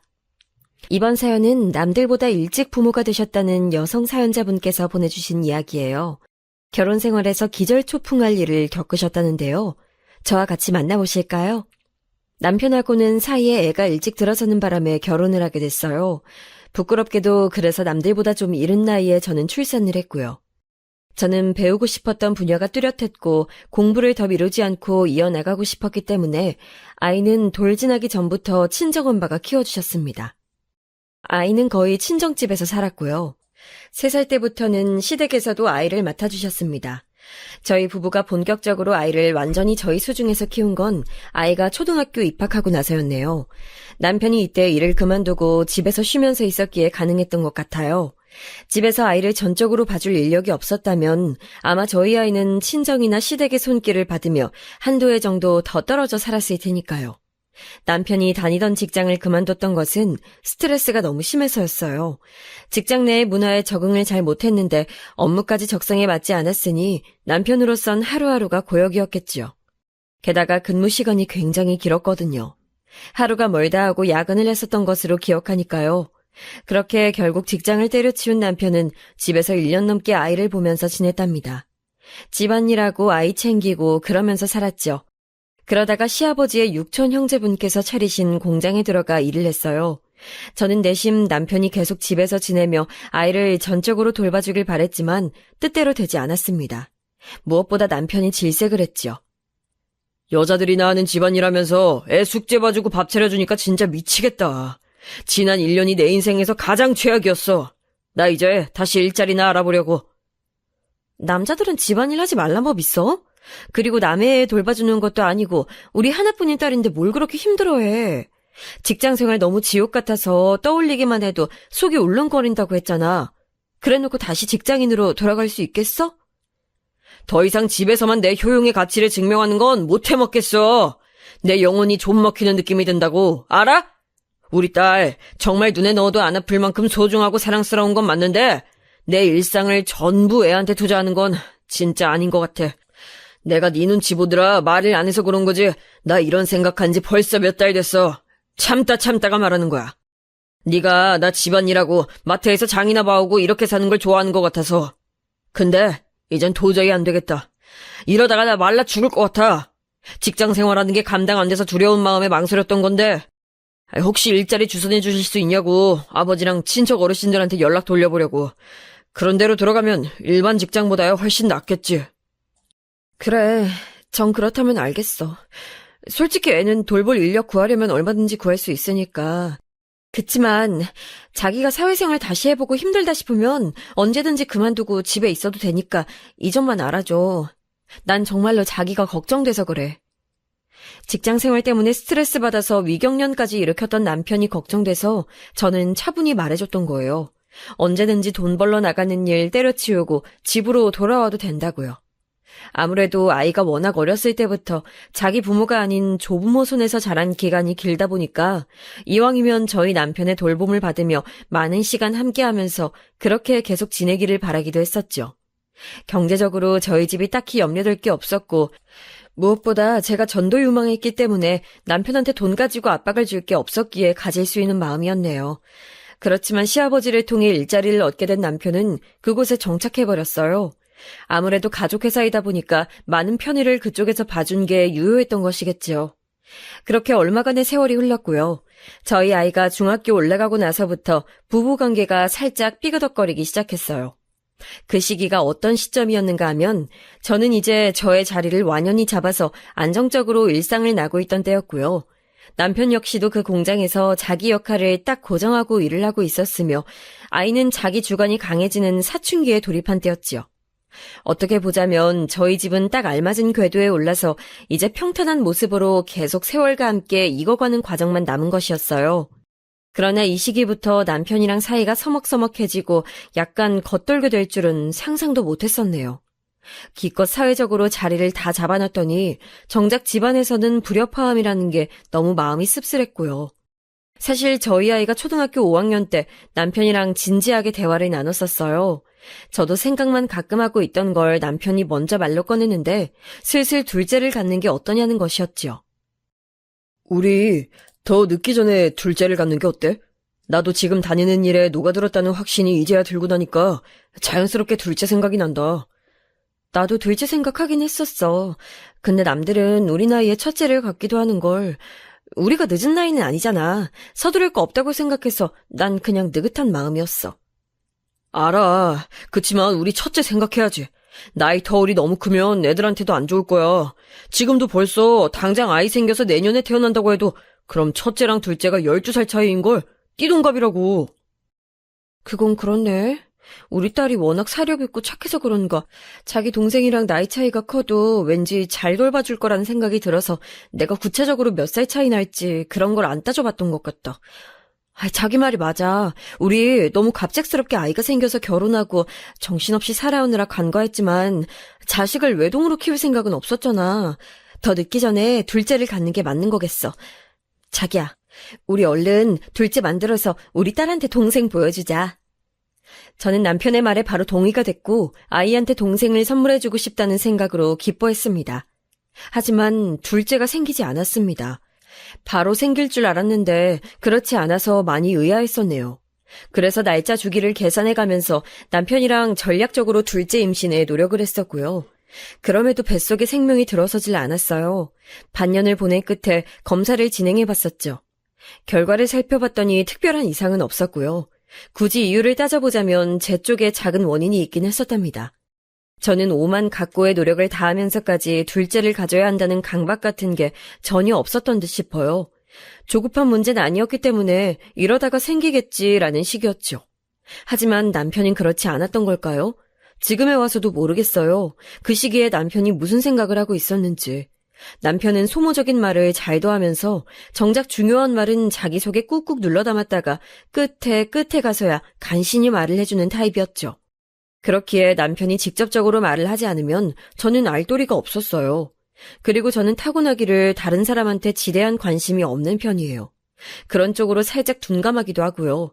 그렇기에 남편이랑 제가 성격적으로 좋은 궁합은 아니었다고 생각해요. 남편은 누군가 끊임없이 뭘 물어봐주고 그 마음을 어루만져줘야 하고 기분을 달래줘야 하는데 저는 전혀 그렇게 해주는 사람이 아니었으니까요. 물론 이러한 사실도 그 당시엔 잘 알지 못했고 시간이 흐르고 나서 제가 자연스레 깨닫게 된 것들이랍니다. 상대방이 나하고 있을 때 어떤 사람이었는가 하는 것은 그 당시에 내가 절대 알 수 없으며 시간이 지나 한 발짝 물러나서 바라봐야만 그 깊이가 보이는 법이더라고요. 둘째가 생겼으면 좋겠다는 공통의 목표만을 가졌던 채로 마음을 겉핥기로만 나누었던 저희 부부는 그렇게 2년여를 보냈습니다. 그리고 어느 날 남편이 저한테 그러더라고요. 우리 그냥 둘째 갖지 말자. 그러니까 너도 이제 부담 가질 필요 없어. 있는 자식만 잘 키우면 된 거지. 그때 남편의 표정이 되게 무뚝뚝했던 것 같아요. 감정의 동요가 하나도 없이 그렇게 말을 하는 게 왠지 낯선 사람처럼 느껴지기도 했었기에 그때 남편의 모습이 머릿속에 강하게 남았네요. 제 생각으로는 바로 그때를 기점으로 남편이랑 관계가 많이 소원해진 것 같더군요. 저도 모르게 그때 별로 부담 가진 적 없어 라고 말을 했었는데 그게 혹시 말실수였던 것인지 어떤 것인지는 모르겠어요.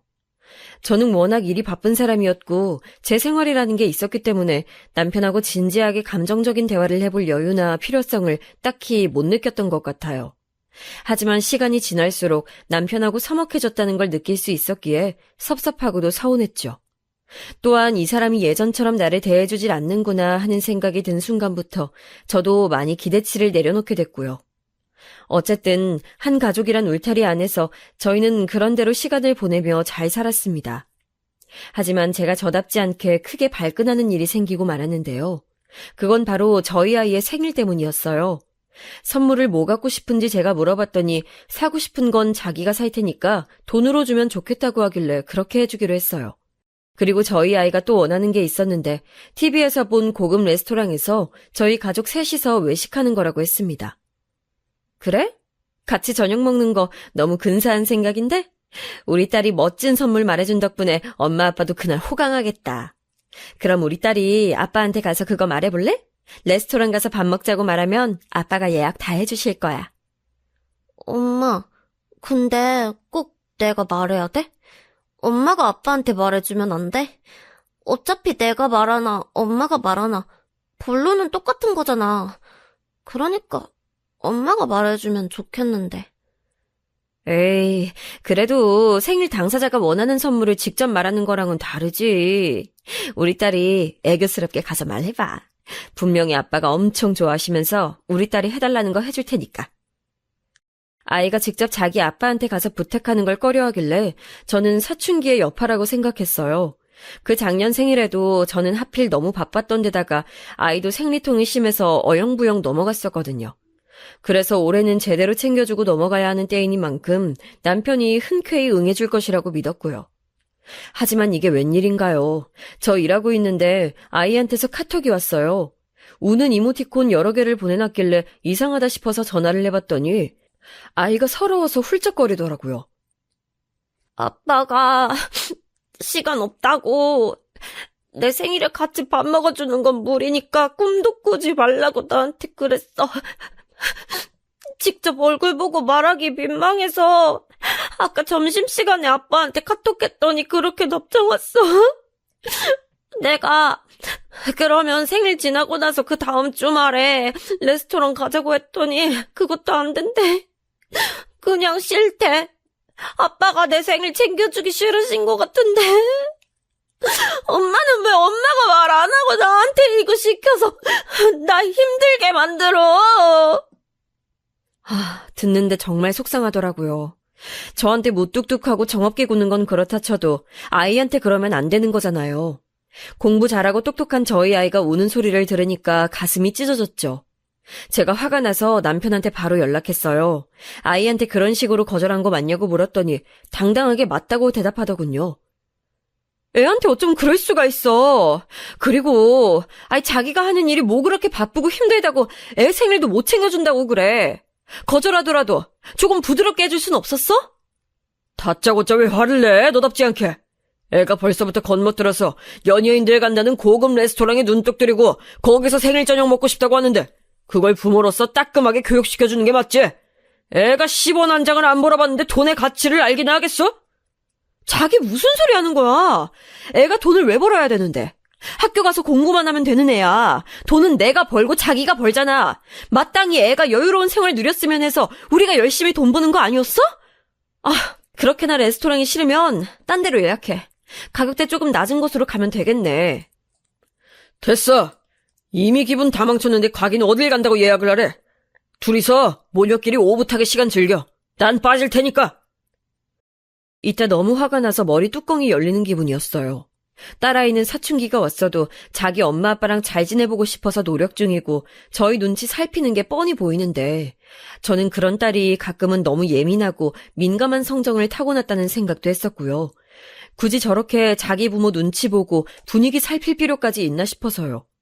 그런데 알고 보니까 딸아이가 맞았던 것이죠. 눈치를 살펴야 할 만큼 남편이 가정 안에서 비정상적인 태도를 취하고 있었던 거예요. 저야 매사 비슷비슷하게 살아서 몰랐지만 성장하던 아이의 눈에는 그런 게 다 보였나 봐요. 자기 아빠가 자기한테 깊은 애정이나 관심이 없다는 것도 본능적으로 감지하고 있었던 걸지도 모르겠어요. 결국 아이 생일날 저랑 둘이서 저녁을 먹었고요. 실컷 쇼핑도 시켜줬어요. 기뻐하던 아이가 제 입에서 남편 얘기가 나오니까 금세 주눅드는 게 보였죠. 다음엔 아빠도 꼭 불러서 우리가 쇼핑 기사로 부려먹자. 알았지, 우리 딸? 엄마가 앞으론 아빠가 우리 딸한테 시간 많이 낼 수 있도록 만들어 볼게. 아니야, 엄마. 그러지 마. 나 때문에 혹시라도 엄마랑 아빠 싸우게 될까 봐. 나는 그게 걱정되고 싫어. 아빠보단 엄마가 돈도 많이 벌고 더 바쁜 것 같은데 나한테 시간을 내주는 건 아빠가 아니라 엄마잖아. 이게 뭘 의미하는지 나도 알아? 모르는 나이 아니야. 너무 속상했네요. 그 이후로는 남편이 어떻게 행동하는지 유심히 관찰하게 됐던 것 같아요. 저는 원래 일상이 철저히 제 중심이었고 아이의 안위가 우선이었다면 좀 더 이제 포괄적으로 집안을 둘러보게 된 거였죠. 참고로 저희 집엔 일하시는 아주머니가 한 분 계셨기 때문에 웬만한 집안일은 그분이 다 하셨네요. 남편이 어떠한가 지켜봤더니 저한테 하는 표정이나 말투가 늘 시큰둥했어요. 그러다가 제가 잔소리라도 시작할라 치면 귀찮다는 듯이 고개를 휙 돌려버렸고 그도 아니면 대놓고 아예 눈을 감아버리는 식이었죠. 저하고는 소통을 안 하려고 드는 사람처럼요. 그리고 아이한텐 정말로 무관심했습니다. 아이가 학교에서 시험 성적표 나온 게 만족스럽다면서 자랑을 했던 날, 저는 뛸 듯이 기뻐서 칭찬 세례를 퍼부었고 용돈을 주겠다고 했지만 옆에서 남편은 하나도 안 기쁘다는 얼굴로 잘했네 딱 한마디 하고 말더군요. 그러자 아이가 침울해하는 게 보였고요. 제가 어이가 없어서 남편한테 물어봤어요. 왜 아이한테 그따위로 구냐고요. 애 아버지가 돼서 그렇게 행동하는 게 정말 합당하냐고 생각하냐 물어봤더니 남편의 대답이 가관이었습니다. 아, 내가 예전에 혼자 애 키우면서 집안일 했던 시절 다 잊어버렸어? 나 혼자서 하루 24시간 애 상대하면서 보냈었잖아. 그때 너무 질려버렸나 봐. 그런 앙금이 남아있어서 그런지 우리 딸인데도 솔직히 애틋한 정은 안 생기네. 미친 거 아닌가요? 자기 핏줄인데 그거 잠깐 혼자서 독박 육아했었던 게 그렇게나 억울해서 앙금이라는 표현까지 쓴다고요? 도저히 믿어지지가 않았습니다. 제가 너무 기가 막혀서 어쩔 줄 몰라 하니까 남편은 자기가 귀찮아서 자기 속마음을 쉽게 안 털어놓는 사람인데 이왕 털어놨으니 할 말을 해야 한다면서 황당한 발언을 또 추가했어요. 아기 때 키워봤어야 정이 가지, 안 그래? 걸음마 떼고 말문 트이고 뛰어다니고 처음 글자 익히고 그런 걸 실시간으로 다 옆에서 지켜봤어야 애틋한 마음이 생겨나는 거잖아. 근데 우리 애는 그 시기에 양가 어른들 손에 자랐으니 내 딸은 맞긴 한데 가끔은 생각이 참 복잡하다. 듣자 하니까 자기 아주 이상한 생각을 하고선 말을 하는구나. 아니 거기까진 내가 이해 안 돼도 그렇다고 쳐볼게. 근데 오늘처럼 애가 학교에서 성적 잘 받아왔다고 그거 자랑하는데 찬물을 끼얹는 건 도대체 왜 그러는 거야? 빈말이나마 칭찬해주고 응원해줄 수 있는 거잖아. 이건 성의의 문제라고. 왜 그렇게 무신경하게 굴어? 애한테 상처 주고 싶어서 환장한 사람 같아. 무신경하게 살아온 건 넌데 왜 내가 그런 소리 들어야 하는지 모르겠다. 야, 그리고 애가 지 엄마 머리 닮아서 공부 잘하는 거 뻔한데 내가 거기서 무슨 공이 있다고 괜히 나서겠어? 내 머리 안 닮았으니까 성적도 전교에서 노는 거겠지. 그래, 잘 됐네. 자기 엄마 닮아서 대학도 좋은 데 갈 테고. 멋지다 아주. 뭐? 자기 지금 설마 자기 자식 질투하는 건 아니지? 나는 내 남편이 그 정도로 추한 남자는 아닐 거라고 믿어? 야, 그만하자. 너랑 얘기만 했다 하면 아주 머리가 아파. 피곤하다고. 도대체 남편이 뭐가 속에서 골마있길래 저러는지 이해가 안 갔어요. 확실한 건 저희 가정엔 커다란 균열이 생겨 있다는 것이었죠. 그 이후로 저는 이따금씩 이 결혼을 유지해야 하는 이유가 뭘까 회의감을 느꼈습니다. 그래놓고선 남편은 또 저랑 아이한테 내 마누라, 내 딸이라는 소리는 잘만 했었고요. 가장 어이없는 부분이라고 한다면 저희 친정 부모님 앞에선 세상에서 둘도 없는 착한 사위라는 걸 표방했다는 거예요. 제가 친정 엄마한테 요새 남편이랑 좀 안 좋다 이런 식으로 언지를 했었거든요. 그래서 친정 엄마가 남편한테 한 소리 하셨었는데 남편은 놀랍도록 무조건 자기 잘못이라면서 수긍을 했습니다. 그래놓고선 말만 번지르르하게 하고 정작 자기 모습에서 바뀌는 건 없었죠. 진지하게 남편한테 우울증 같은 거라도 있나 이런 추측을 하고 있었을 시기였어요. 제가 무심코 남편의 휴대폰을 받다가 비밀을 알게 됐습니다. 차라리 단순한 권태기, 사람이 살다 보니까 변한 것 이런 이유이길 바랐는데 아니었어요. 바람이었어요. 남편은 바람이 난 것이더군요. 다른 여자가 있었기 때문에 마음이 늘 콩밭에 가 있어서 그랬던 것이었어요. 제가 왜 이렇듯 단순하고 1차원적인 이유를 염두에 둬본 적이 없었느냐고요? 그건 아마도 제 자신이 바람 한번 피워볼 생각조차 못해본 위인이라 그랬던 것 같네요. 저부터가 바람의 비읍자에도 관심이 없는 사람이니 당연히 제 배우자도 그럴 거라고 막연하게 생각을 해왔던 거예요. 맹추 같았죠. 상대는 남편보다 8살 연하의 여자였고요. 남편이랑 그 상간녀가 나눈 대화방을 제가 확인해봤는데 정말 역겨웠습니다. 뻔히 처자식이 있는 남자인 걸 상간녀가 처음부터 알고 그 만남을 시작했던 것이더라고요. 그리고 남편한테 보낸 사진을 보니까 전부 다 노출이 심각했습니다. 차마 글로 옮겨졌기에도 끔찍한 수준의 음담패설이 난무했고요. 보는 것만으로도 정신이 아득해지더군요. 너무 억울했어요. 부부의 연을 맺고 나서 다른 데로 눈을 돌려본 적이 없었던 저였기에 진짜 억울해서 미칠 것 같았어요. 저는 맹세코 남편 외의 남자가 결혼하고 나서 한 번도 저한테 있어본 역사가 없었거든요. 저는 이렇게 살았건만 어째서 남편은 상간녀와 추접스러운 행각을 뒤에서 이어갔던 건지 원망 이전에 이해가 안 되더라고요. 저희 부부의 첫 만남, 그 시작을 주도했던 건 제가 아니라 남편이었어요.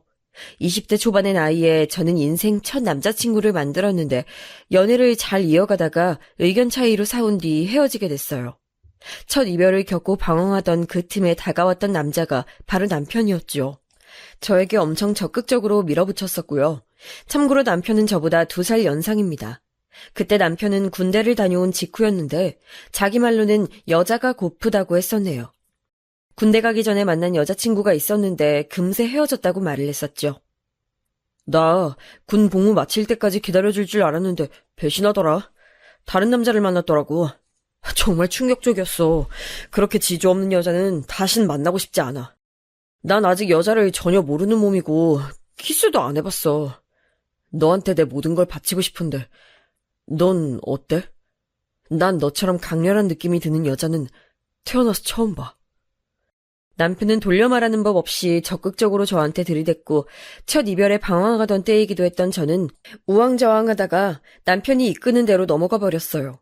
정식으로 사귀게 된 지 3달 정도 지났을 때였는데요. 남편의 자취방에서 술을 마시게 됐었죠. 거기는 당시에 남편이 자기 친구랑 사는 집이었는데 그 친구가 자기 본가에 가는 바람에 남편이 혼자 있었던 주말이었네요. 저는 그 시기에 주말을 가리지 않고 공부하느라 미친 듯이 바빴는데 남편이 화를 내면서 자기랑 연애하는 거 맞냐고, 왜 자기를 외롭게 방치하냐고 저한테 따지길래 미안하기도 하고 조금 답답한 마음에 남편이 부르는 대로 거길 찾아갔던 거예요. 그날 술을 너무 많이 마셔서 필름이 끊겼었고요. 그러더니 학기 중에 몸이 좀 안 좋아졌어요. 공부하느라 무리를 했나 싶었건만 임신이었던 거죠. 가만히 보니까 그날 남편이 불러서 그 자취방에 갔던 날하고 시기가 맞아떨어졌어요. 임신 사실에 너무 혼란스러웠는데 친정아빠는 그런 저에게 불같이 화를 내셨죠. 어디서 지저분하게 몸을 막 굴리고 다니냐면서 너 같은 딸 둔 적 없다며 무섭게 제 뺨을 때리셨습니다. 제가 무릎 꿇은 채로 눈물 뚝뚝 흘리면서 얻어맞으면서도 잘못했다는 소리를 안 했더니 그것에 열받으셔서 부엌으로 가시더니 가위를 가져오셔서 제 머리카락을 다 잘라버리셨고요. 저희 친정 집안이 강압적이고 보수적인 분위기였어요. 그걸 주도한 인물이 친정 아빠셨죠. 아빠는 집안의 왕이었고 그 뜻을 거스르면 끝장나는 것이었습니다. 학창시절 내내 그래서 저는 모범생으로 살았지만 365일 숨죽이고 살 순 없는 거잖아요. 가끔 아주 사소한 일탈을 즐겼는데 걸리는 순간 아빠한테 끝장나는 거였어요. 고등학교 때 스트레스를 풀고 싶어서 친구들이랑 노래방에 갔었는데 그거 걸려서 아빠가 제가 아끼던 일기장을 변기에 집어 던지셨었죠. 당시에 좋아했던 아이돌의 포스터 같은 거 모아놨었는데 그거 다 찢어버리셨었고요. 생각해보니까 고등학교 때도 머리카락을 한번 잘렸었네요. 말대꾸했다고 제 머리카락을 확 자르셨었어요. 폭군 아빠 옆에서 엄마는 항상 입에 네가 잘못했다고 빌어라는 말을 달고 사는 분이셨죠. 그래도 엄마는 제가 가엾고 딱하긴 하셨던 것 같아요. 제 임신 소식에 아빠는 분노하셨지만 엄마는 내가 키워줄 테니 걱정하지 말라고 하셨던 걸 보면 말이죠. 저희 친정엄마도 외갓집에서 딸이라는 이유로, 여자라는 이유로 굉장히 억압당하고 살아오신 분이에요. 외갓집 가풍 자체가 그랬대요. 여자가 남자한테 순종해야 하고 너무 똑똑해서는 안 되고 아는 체를 남자 앞에서 많이 하면 안 되고 남자 기 세워주는 게 여자의 기쁨이고 그런 소리나 한평생 엄마는 들어오셨다더군요. 엄마는 그래서 제가 공부를 잘한다는 걸 무척 반기셨던 것 같아요. 저를 통해 대리만족을 하셨던 것일 수도요. 그렇기에 어린 나이에 임신이 엄마에게 죄스러웠어요. 엄마의 대리만족을 제가 망친 것 같아서요. 엄마가 완강하게 제 편을 들어주시고 아빠의 분노를 중화시켜 주신 덕분에 저는 후다닥 결혼을 해서 무사히 아이를 낳을 수 있었어요. 어린 나이에 학업 도중에 임신을 했음에도 왜 무조건 낳는 쪽으로 했냐고요? 그건 남편이 저랑 결혼하고 싶다며 울고불고 매달렸었기 때문입니다. 나로 인해 생긴 생명이나 다름없잖아. 내가 책임지고 싶어. 나도 이렇게 젊고 어린 나이에 결혼하는 걸 생각해 본 건 아닌데, 그래도 책임감이라는 게 내 심장을 찌른다.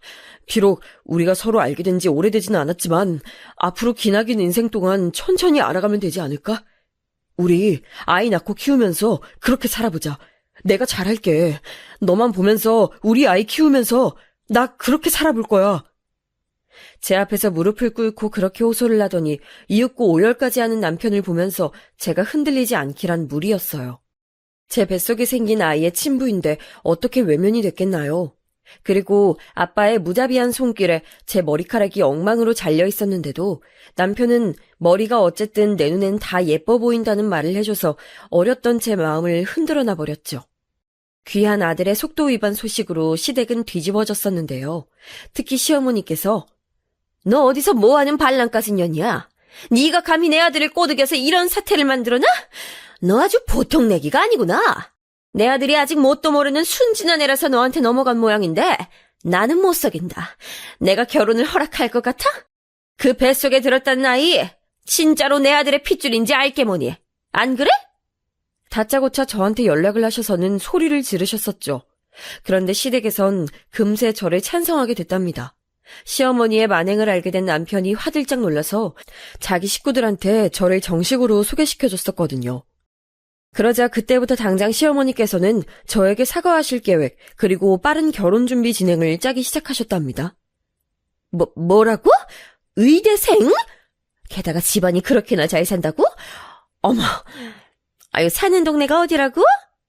어우, 세상에, 우리 며느리가 그랬었구나. 엘리트 집안이 따로 없었네. 갑자기 태세 전환을 꾀하신 거예요. 저는 그 변화가 너무 당혹스러웠지만 저를 무척 반겨주는 시댁 식구들을 보자 금세 마음이 풀려버렸던 것 같아요. 그래서 결혼을 하게 된 거였고 친정과 시댁을 오가며 저희 아이가 커갔던 거예요. 제가 의사 되느라고 바빴으니까요. 오래 연애를 한 것도 아닌데 너무 급하게 아이가 생겨서 했던 결혼, 제가 평범한 직업군에서 살짝 벗어나 있는 의사라는 직종에 몸을 담고 있어서 남편하고는 여러모로 차이가 있었기 때문에 부부간의 관계가 끈끈하지 못했던 건 맞아요. 서로 타이밍이 어긋나서 진심이 전해지지 않았던 시기도 있었고요. 하지만 어쨌거나 저에게 남은 평생을 운운하며 저와 아이만 바라보겠다고 맹세했던 쪽은 남편이었잖아요. 그런 사람이 어떻게 저질스러운 발언이나 서슴지 않고 하는 상간녀랑 바람을 피울 수가 있나요? 도저히 용납이 안 됐습니다. 이거 다 뭐야? 자기 휴대폰에서 나온 이 불륜 증거들, 이게 뭔지 어디 설명해봐. 가짜는 핑계라도 내가 궁금해서 한번 들어봐 줄 테니까. 아이, 왜 남의 휴대폰을 멋대로 봐? 잠금 걸려있는데 그걸 무슨 수로 풀어서 확인한 거야? 설마 이상한 수를 써서 잠금 비밀번호 알아낸 건 아니지? 내 휴대폰에 관심 없길래 방심했더니 이런 일이 생기네. 여기서 내 탓을 하는 게 정말 어이가 없다. 자기가 휴대폰 잠금 풀어놓고 욕실에 씻으러 갔는데 그 사이에 알림이 하도 울리길래 내가 궁금해서 화면 확인했더니 그런 내용들이 있었어. 이제 해결됐니? 그럼 불륜에 대해서 어디 말해봐. 이러나 저러나 결국 이혼이라는 결말이지만 내가 이유가 너무 궁금해서 그거라도 들어보고 싶어서 이러는 거야. 이혼이라니? 그래, 나 바람 피운 거 맞아. 내 외롭고 힘든 마음, 어두운 부분들 잘 알아주고 감싸주는 그 애에게 너무 고마워서, 처음엔 고마운 마음에 날 좋아한다고 고백해오는 그 마음을 외면하기 힘들어서 몇 번 만나주려던 것뿐이었어. 그런데 점점 도발적으로 다가오더라고. 내가 딱 3번 같이 만나서 밥 먹어준 후부터 적극적으로 어필을 해오고 자기 사진 보내고. 그러길래 나도 솔직히 남자로서 혹한 거지. 걔는 너무 매력적이니까 그래서 내버려뒀던 것 같아. 어떻게 나오나 보고 싶어서. 하지만 진지한 마음으로 걔한테 애정 준 적은 없어. 내 외로움에 도피처였을 뿐이지. 너만 외롭니? 너만 힘들어? 나도 지칠 때 많아.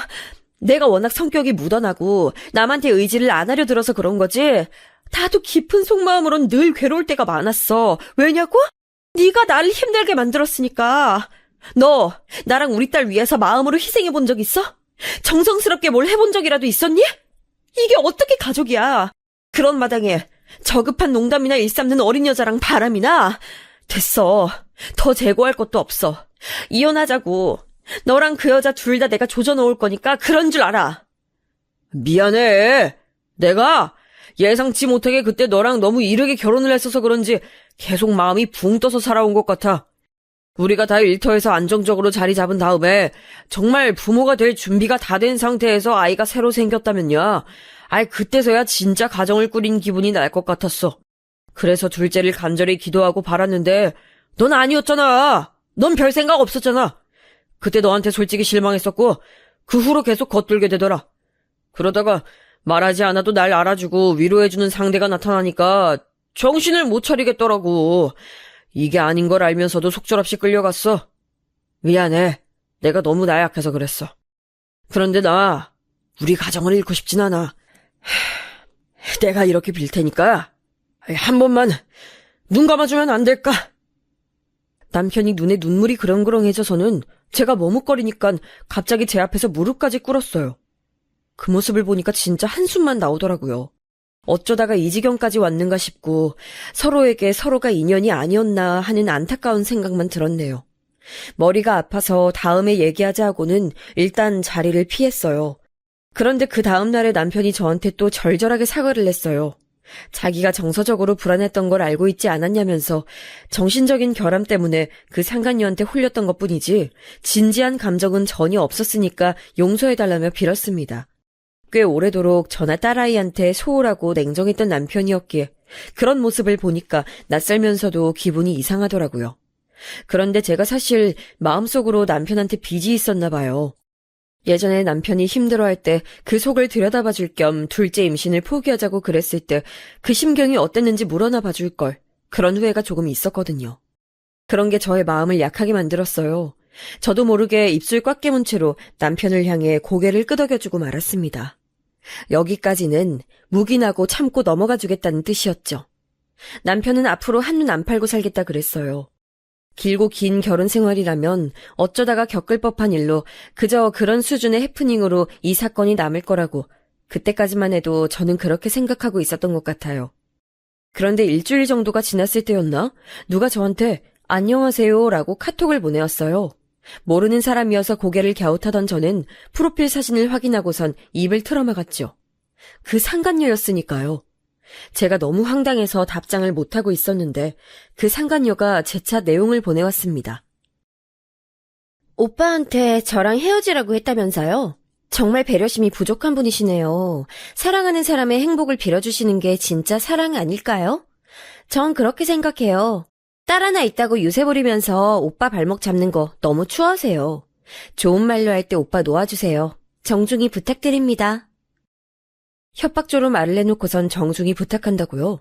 그것만 봐도 못 배워먹은 티가 나는 것 같아서 제 속이 부글부글 끓었네요. 확실히 보통 내기는 아닌 것 같아서 저도 답장을 짧게 보내줬어요. 어쨌거나 부부 사이엔 문제 없고 화목한 가정이니까 불륜 저지른 철면피가 꺼져주시면 감사하겠다고 말이죠. 용건만 딱 보내는데 잠시 후에 저를 비웃는 답장이 또 날아들었어요. 화목한 가정이요? 어제도 집에서 사건 하나가 있으셨던 모양이던데. 화목한 척 하셔봤자 소용없고요. 오빠 자유롭게 놓아주세요. 사람 대 사람으로 오빠가 너무 안쓰러워서 그래요. 그리고 그쪽은 너무 늙었잖아요. 아이를 더 낳고 싶어도 못 낳는 몸으로 그만 발악하시고 얌전히 오빠 저한테 보내세요. 와, 어디서부터 지적을 해야 할지도 모르겠더라고요. 뭐 이런 여자가 다 있나 싶었어요. 도대체 남편은 어디서 이런 여자를 만났나 하다가 문득 그 상간녀의 카톡에서 어제도 집에서라고 한 대목이 마음에 걸리더라고요. 일단 남편한테 따져봤어요. 상간녀의 카톡을 보여주면서 왜 아직도 둘 사이 깨끗하게 정리 못했냐고 하니까 얼굴이 사색이 되더라고요. 한 번에 잘라내면 그 상간녀가 난리발작을 치면서 들러붙을까봐 어르고 달래면서 헤어지는 중이라는 변명을 해왔어요. 설마 제 번호를 알아내서 연락을 할 줄은 몰랐다면서 고개를 푹 숙이더라고요.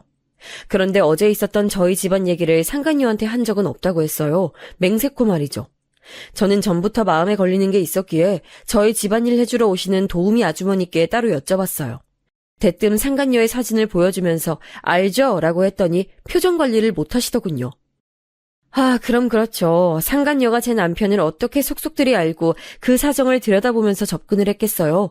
비법이 있었던 거예요. 알고 보니까 상간녀는 저희 집 도우미 아주머니의 사촌 조카라고 하셨습니다. 저희 부부의 사이가 소원한 걸 알고 계셨던 도우미 아주머니께서는 황당하게도 자기 사촌 조카에게 제 남편을 꼬셔보라고 했던 거예요. 어떻게 미혼인 사람한테 유부남을 만나보라고 권할 수가 있는지 상식적으로 이해가 안 갔습니다. 정말 비정상적인 일투성이었어요. 너무 역겨웠고 소름이 끼쳐서 우선 아주머니부터 해고했네요. 남편한테도 이 사실을 알릴까 하다가 뭔가 마음이 내키지 않아서 공개하진 않기로 하고 일단 보류했습니다. 머릿속이 너무 복잡했고 인간적인 배신감으로 많이 힘들어하던 와중에 제가 일하는 곳으로 찾아온 인물이 있었네요. 의사인 저는 다름 아닌 산부인과에서 근무를 하는데요. 그 미친 상간녀가 환자로 찾아온 것입니다. 저는 초진 환자의 이름과 생년월일을 보고도 아무 예상 못했어요. 상상조차 못한 상황이었으니까요. 그런데 극심한 생리통 때문에 원인을 찾으려고 왔다는 초진 환자의 얼굴을 본 순간 제가 얼어붙었죠. 그 상간녀임을 알아보지 못할 수가 없었으니까요. 진짜 살면서 별의별 일을 다 겪는다는 생각에 주먹이 꽉 쥐어졌네요. 영업용 미소를 애써 지으며 상간녀에게 물었습니다.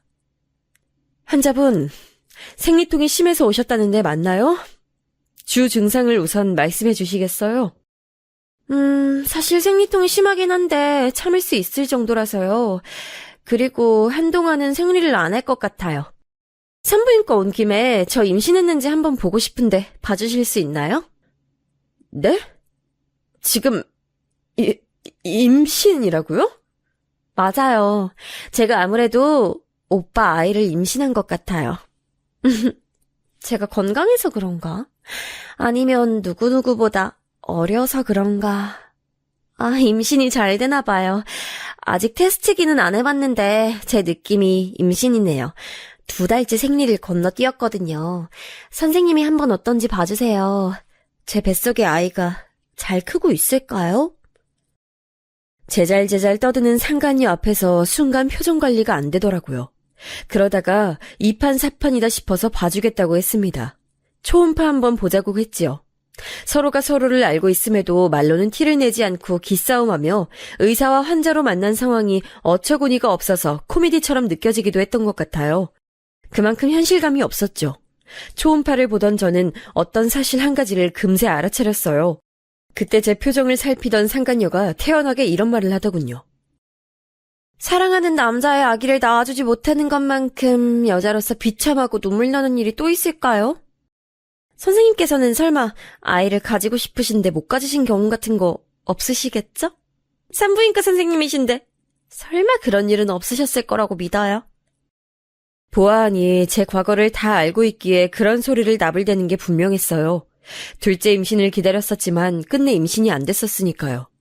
굳이 저를 찾아와서 자기랑 제 남편이 깊은 관계라는 것도 직접 보여주고 싶었던 상간녀에게 제가 심각한 표정을 지어 보이며 말해줬습니다. 환자분, 이거 어떡하죠? 너무 놀라지 말고 들으세요. 네? 왜요? 무슨 안 좋은 일이라도 있는 건 아니죠? 아기 심장이 뛰지 않네요. 아마 3일에서 4일 전에 심장이 멈춘 것 같은데요. 유산입니다. 제 말이 끝나기가 무섭게 상간녀가 벌떡 일어나더니 비명을 질렀어요. 그럴 리가 없다면서 저한테 삿대질을 하더니 눈물 고인 눈으로 저를 노려보더라고요. 당장이라도 쌍욕을 뱉고 싶어하는 눈치였는데 목 끝까지 차오른 울음을 참느라 그럴 수 없는 모양으로 보였죠. 제가 이런저런 설명을 해줬는데도 전혀 듣지 않고 오열을 하더라고요. 자꾸만 거짓말이야 라는 말만 반복하면서 머리를 흔들어댔어요. 그러더니 일순간 정신이 확 들었는지 눈물 콧물 훔치며 제 앞에서 도망가 버렸습니다. 뭐 이런 일이 다 있나 싶었네요. 기가 막혀서 쓴웃음이 지어지는데 반면에 가슴이 차갑게 가라앉는 제 자신이 느껴졌어요. 저는 남편에게 이혼하자며 재선언을 했습니다. 남편은 또 제 앞에서 무릎을 꿇었죠. 정말 미안하다. 맹세코 딱 한 번 그의 앞에서 정신을 잃었었는데 설마 임신으로 이어질 줄은. 하늘이 노해서 뱃속 아이가 떠나갔나 봐. 장애물도 사라졌으니 우리 가족끼리 그냥 다시 잘 살면 되지 않을까? 그 입 제발 닥쳐. 널 만나서 내 인생이 꼬였다는 사실을 난 이제 오롯이 인정하기로 했어. 너만 없었으면 난 더 잘난 인생 살았겠지. 이제라도 너 없이 살래. 우리 딸하고 둘이서 걱정 없이 편하게. 알았어. 정 그렇다면 내가 깨끗이 사라져 줄게. 재산 반반 깔끔하게 나누고 끝내자. 무슨 개소리야? 결국 네 본론은 그거였구나. 나한테 이혼당하고 털릴까봐 그게 겁이 났던 거지? 내가 이럴 줄 알았어. 웃기지 마. 너 가만 안 둘 거니까. 저의 냉담한 태도에 좌절한 남편은 딸아이 앞에서도 무릎을 꿇었어요. 뒤늦게나마 아빠놀이하고 싶다면서 말이죠. 하지만 아이는 이미 자기 아빠를 너무 어렵게 생각해버린 지 오래였고 그런 대화를 하는 것조차도 어색해서 어쩔 줄 모르더라고요. 그러니 협상이 될 리가 없었죠. 이혼 소송 진행했고요. 시어머니께서는 거의 졸도하셨어요. 의사 며느리 뒀다고 동네방네 소문내고 어깨에 힘주며 살아왔는데 이혼이라니 그게 무슨 소리냐면서 오열을 하셨습니다. 저한테 참고 살라면서 헛소리 하시길래 남편의 불륜 증거를 보여드렸어요. 그 상간녀의 역겨운 음담패설을 보신 시어머니께서 눈이 돌아가셨고 그 아들 사랑 지극하신 분이 남편의 등짝을 후리고 머리통을 때리셨지요. 사실상 시댁 쪽의 가족 회사에서 일하고 있었던 남편은 그곳에서도 쫓겨났어요. 시아버지와 그 육촌 형제분께서도 불륜 증거를 보셨는데 이건 도저히 용인할 수 있는 범주를 넘어섰다며 남편을 그 회사에서 내치신 거죠.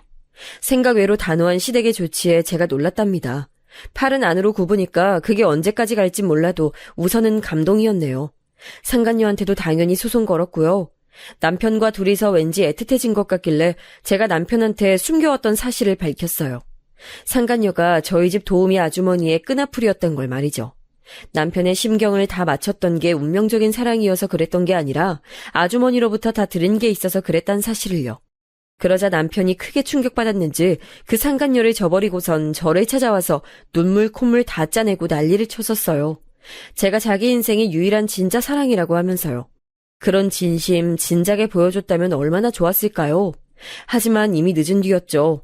돈 잘 버는 의사 아내를 둬서 경제적인 풍요를 누리는 게 얼마나 호사인지도 모르고 그저 자기 아내랑 딸이 공부머리 잘난 걸 못마땅해 하고 가정에 마음 안 두고 한눈이나 팔고 그랬던 사람이니 결국 자기 자리를 찾아간 거라고 생각이 들었어요. 상간녀가 저한테 자필로 반성문을 써서 보냈는데 그 허접한 내용을 보니까 더 상종할 가치도 못 느꼈네요. 감성팔이하지 말고 철저히 법대로 해결하자고 말을 해줬더니 상간녀가 또 눈물을 질질 짜면서 용서해달라고 빌더군요. 남편이랑은 완전히 쫑났다고 그랬어요. 그러게 후회할 짓을 왜 했을까요? 결국 남편이랑 완전히 이혼해서 남남이 됐고요. 저는 아쉽지 않게 조건들을 잘 챙길 수 있었네요. 아이가 부모 이혼으로 의기소침해할 줄 알았는데 딱히 그렇지 않고 오히려 점차 밝아지고 있어서 다행이에요.